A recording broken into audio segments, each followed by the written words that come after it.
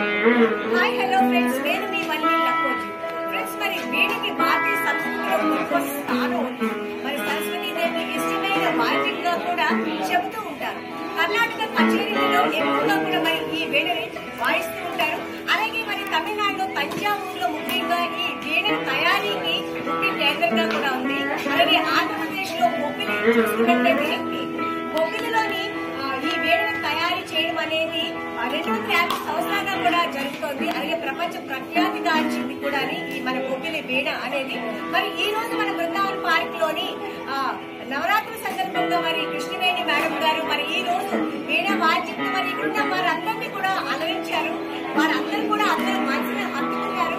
ఒకసారి అంటే అందరూ పాటలు పాడతారు, పాటల రూపంలోని వివరిస్తూ ఉంటారు. కానీ వీణతో వీణ వాయిస్తూ మరి ఆ పదాలు అనేది పలికించి మరి అర్థం చేసుకొని ఎంజాయ్ చేయడం అనేది చిన్న విషయం అయితే కాదు. మరి కృష్ణవేణి అమ్మగారికి కృతజ్ఞతలు తెలియజేసుకుంటున్నాం. ఫ్రెండ్స్, మరి మీరు వీణ గురించి మరి మీరేమనుకుంటున్నారు? మరి కామెంట్ చేయండి, లైక్ చేయండి, సబ్స్క్రైబ్ చేయండి, మాత్రం మర్చిపోండి.